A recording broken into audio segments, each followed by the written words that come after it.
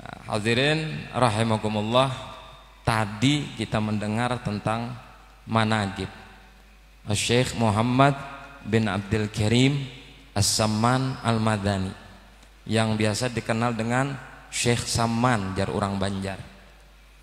Syekh Samman ini berdasarkan riwayat termasuk daripada maha gurunya Syekh Muhammad bin Abdullah Kalampayan Al-Banjari, ujar orang Banjar Datu Kalampayan. Jadi Syekh Samman ini termasuk maha guru atau guru besar atau guru istimewanya Datu Kalampayan. Oleh karenanya istimewanya orang Banjar Kalimantan Selatan, umumnya ya mungkin Kalimantan dan sekitarnya, biasanya bila sudah masuk bulan Dzulhijjah mentradisikan membaca manaqib Syekh Samman dalam rangka bertabarruk kepada orang soleh dan mengenang jasa besarnya yang telah melahirkan seorang ulama kondang yang luar biasa, yang memberi manfaat dan melahirkan para dzurriat-dzurriat sehingga mereka menjadi penerang bagi orang Banjar. Nah, ini tradisi kita orang ahlu sunnah wal jamaah, bamanakipan ujar orang Banjar. Manakib itu sendiri diambil dari kata mangobah. Mangobah itu artinya kedudukan.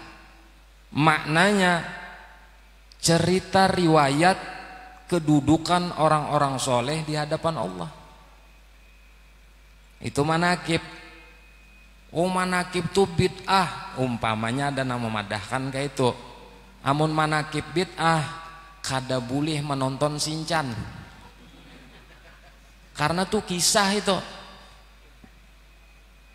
Ngertilah. Berarti kisah Paloi nang rancak di Banjarmasin Pos itu pun bid'ah, karena tuh manakib, cuma beda bahasa aja. Manakib bahasa Arab, kisah bahasa Banjar, cerita bahasa Indonesia.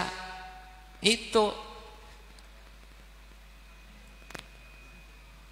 nya bid'ah tuh kananya di kita aja, bila kana dinya ada bid'ah nyaman benar ya. Kalau artinya mun di urang kada hendak nang bungas, mun di sorang hendak nang bungas tarus.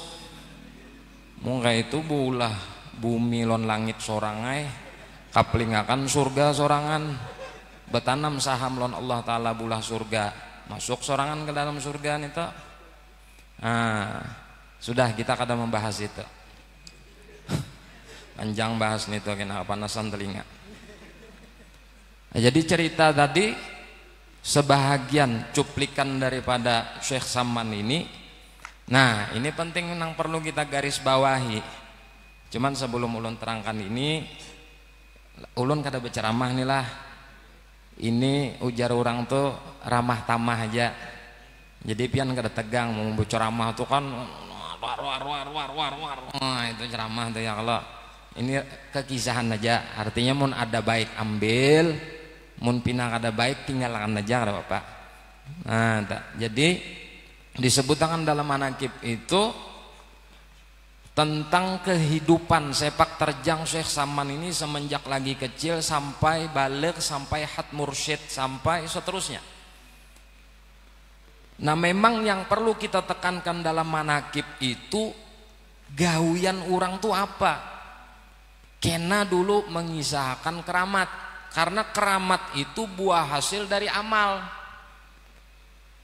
Amal yang istiqamah melahirkan buah karomah. Kalau ikam berkisah karomah dulu sama ikam mengisahkan buah, kada suah mengisahkan pohonnya, kayak apa cara menanam bibitnya. Imun berduit terus kau nukar buah. Mau kada berduit bang paksa bertanam. Nah, tuh filosofisnya tuh seperti itu. Oleh karenanya bila lebih ditekankan di keramat, lalu orang ini koler beramal, lalu hendak mengeramat saja. Setumat kisah keramat Napa yuk jar bau garu mencium laikam nih jar. Udah jurang bau pisang goreng aja nang ada. Misalnya, nang seikong pulang kesa ditakoni nih, mencium laikam bau garu. Maksudnya nih minta ditangguh. Wah, mencium laikam. Mama dia masih minta ditangguh. Cuman nang kawan di sebelah nih banget lagi. Aku aja mencium bau iwak aring telang aja. Noh banget lagi nih pada pisang goreng tadi. Mode mangangaramat, nah ini banyak pak. Lalu bila sudah mangangaramat nangka ini, kata pihakon lagi syariat itu. Bila Guru Abdullah mengisahkan manakib tentang Syekh Saman itu apabila diberi bantal oleh orang tuanya, maka keluh kesahlah ia seperti orang sakit. Nih itu jangan tuang kisahkan tuh kada tahu hakikatnya jar. Wow, bapak hakikatnya apa itu jar? Itu aku jangan tahu jadinya. Nah, itu banyak terjadi nang seperti itu. Lalu akhirnya pengeremehan syariat. Coba lihat dari awal tuh. Mulai dari makan sedikit, guring kada banyak. Ciri orang guring kada banyak nih tuh apabila guring kada hendak bebantal. Di situ kisahnya kita nih ada juga nang kada bebantal dasar kancang juga guringnya ada. Ini memang dasar orangnya kada pengguringan dan kada hendak bebantal. Tandanya kada hendak nyaman, menolak rasa nyaman di dalam tidur, indah berlezat-lezat di dalam tidur, khawatir tidur itu bisa menunda nanti amal ibadah selanjutnya. Itu gawian orang soleh kayak itu. Kayak apa beb caranya kada tapi supaya kau mengurangi guring? Pertama jangan terlalu banyak makan. Bila ketujuh makan ngalih kisahnya. Dua makanan sikat. Makin lagi di rumah tuan guru nih kuat benar makan. Ujar guru makan di rumah tuan guru tuh berberkat. Mendengar pulang ceramah Imam Syafi'i makan gancang di rumah murid sidin Imam Ahmad bin Hambal, makin lagi habis. So sambalnya lawan piring-piringnya kada kawan ini. Artinya ini bab lain lah, makan di rumah tuan guru tuh gancangi.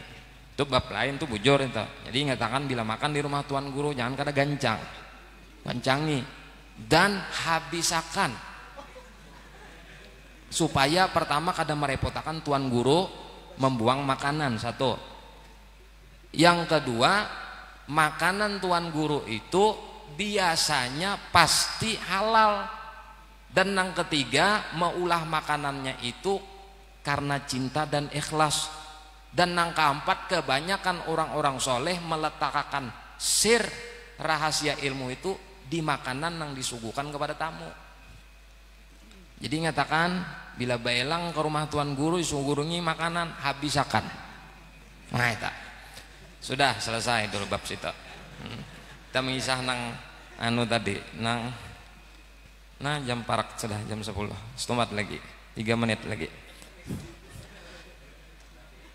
Artinya bila hendak kada tapi banyak guring, di antara upayanya mengurangi makanan, bukan menangati makan kada, dikurangi. Makna dikurangi ini mengambil konsep Nabi, nahnu gaumun la nakul hatta najur fa idza akalna la nasba.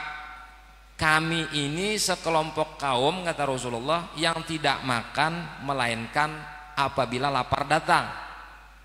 Manakala kami makan ketika lapar tersebut, kami tidak melebihi batas kenyang. Ini konsep Nabi.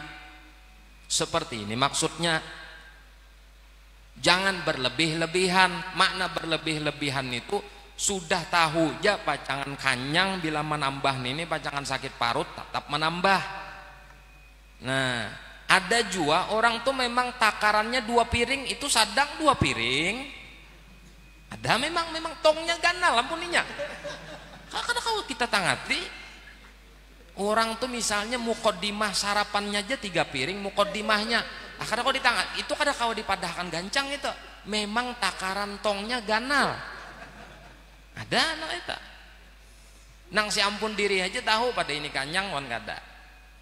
Itu nang pertama. Yang kedua, hati barasih. Sehingga apabila hati kita ini barasih, kuat batin kita ini kuat, insya Allah kita kawa mengurangi takaran guring itu tadi. Nah ini ulun memadahkan, ini bukan menyuruhkan juga, cuman minimal bisa kita pikirkan kenapa sesaman itu kurang guringnya itu tadi. Lalu kan diteruskan, apabila sampai waktu sahur maka ia rotib sahur. Rotib sahur itu maksudnya ba'amaliyah di waktu sahur, diantaranya sholat tengah malam. Kenapa andakannya di waktu sahur? Maknanya sepertiga akhir malam. 24 jam itu dibagi 3. Yalah 12 jam dibagi 3. Nah sepertiga nang akhir di waktu sahur. Itu sepertiga nang akhir di waktu sahur. Itu di situ digabulkan doa-doa dan munajat.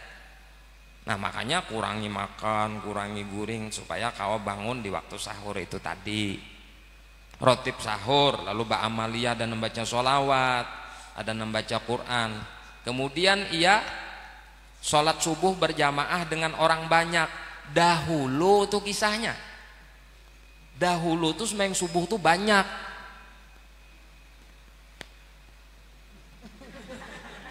Ya lah Beb, dahulu ngerti kan deh kan?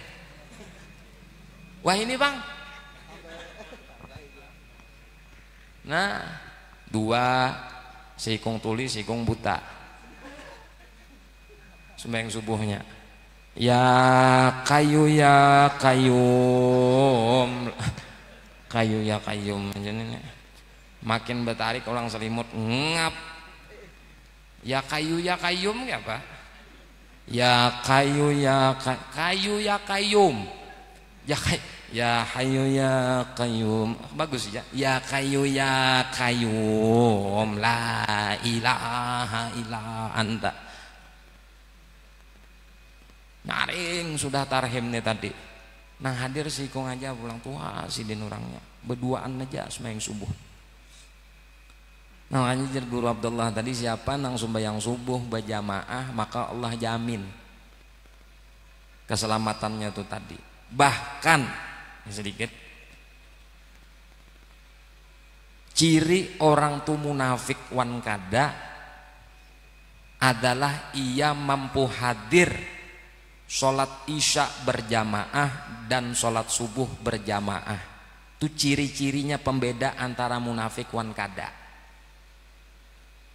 Inya nih kawa hadir tapi kada dihadirnya berjamaah tuh, entah berjamaah di rumah atau berjamaah di musola atau di masjid yang lebih afdol, yang penting berjamaah. Perbedaan antara munafik lawan orang nang baiman. Amun Islam betuyuk aja, jadi jar Buya Hamka bila hendak melihat orang Islam lihati waktu hari raya. Orang Islam tak. Tapi bila hendak melihati orang nang beiman lihati waktu subuh. Awak anum, yalah otot ganal sembahyang subuh kada kau bangun. Suruh bedastar. Awak otot ganal sutumat tampar. Napa cangang tempeleng kah? Subuh kada kau bangun.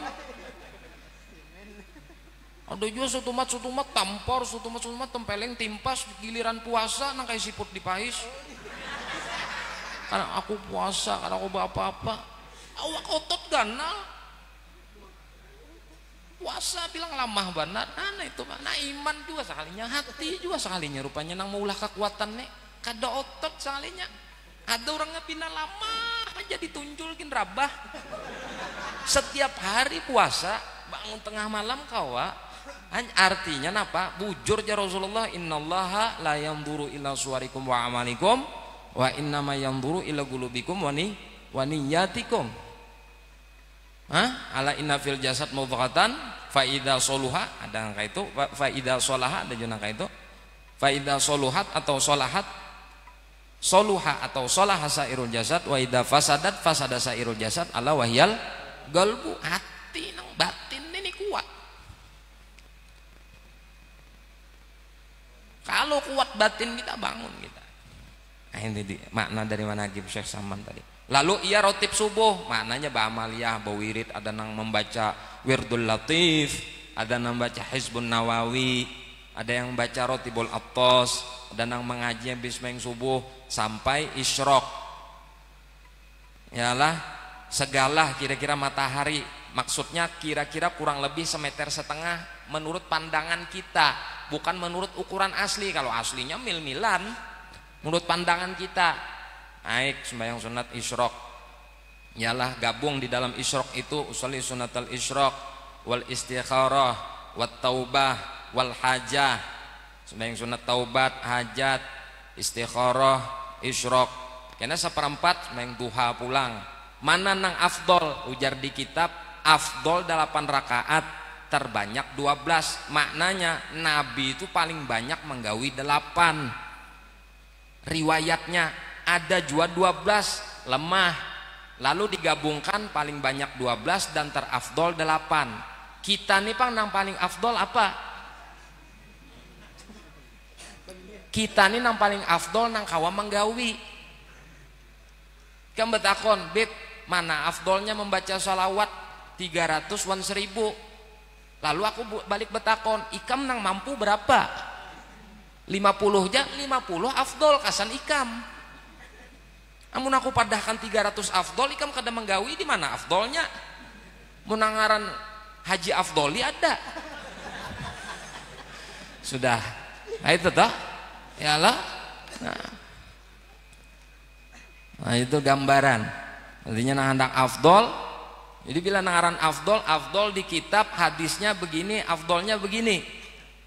Pertanyaannya, nang kita kawan menggawi apa? Itulah nang paling afdol. Ikam kawan menggawi sunat duha itu 2 rakaat. Bila 6 rakaat, kada tahan. Kenapa? Setengah bulan aja hilang melimunan. Pahamlah hilang melimunan tuh kada ada lagi buriniknya. Paham kada? Bahasa orang Ulu Sungai ini tangali jo Bang sedikit.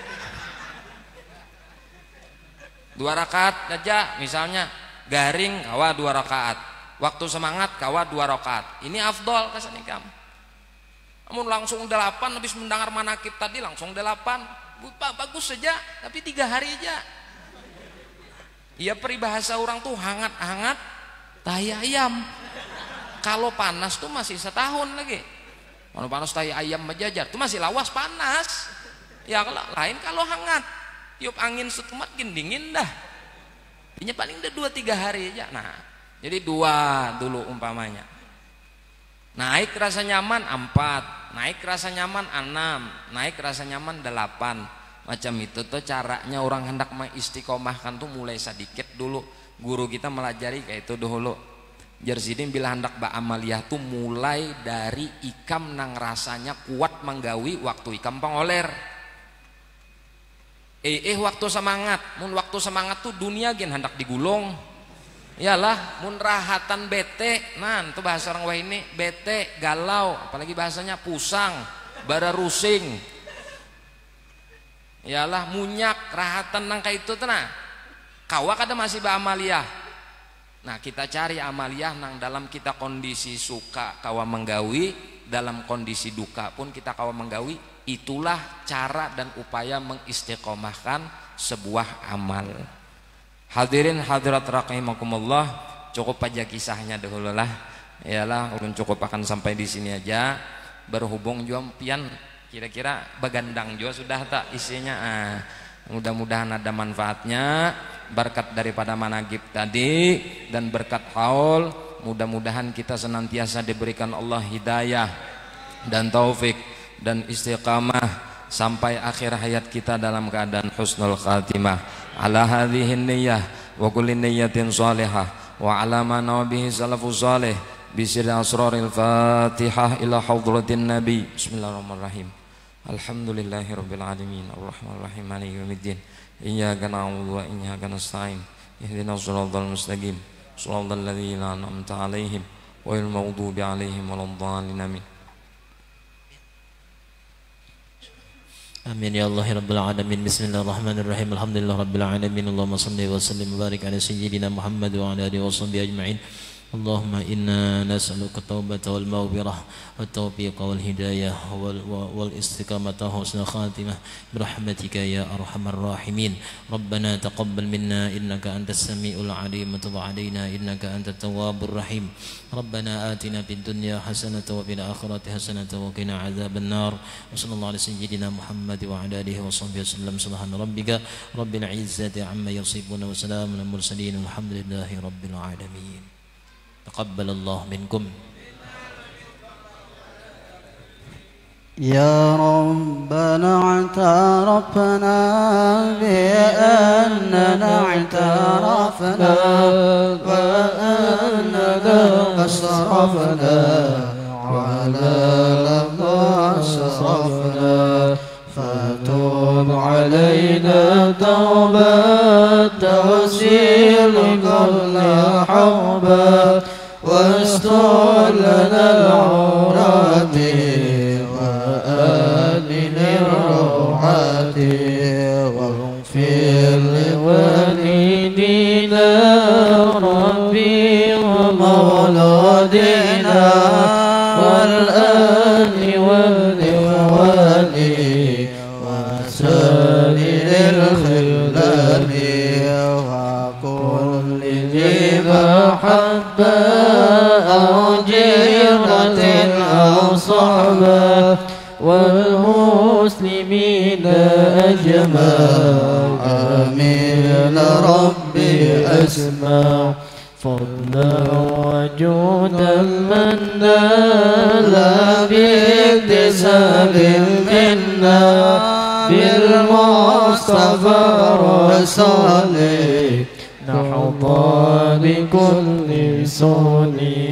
صلى وسلم ربي عليه عد الحب وآله وصحبه عدد طرش الصحب. والحمد لله في البدء والتناهي حمدا كثيرا دائم مهابة النسائم. يا الله يا رحمن جلت لنا بالأمان بالولي قطب الأكوان الحبيب السمان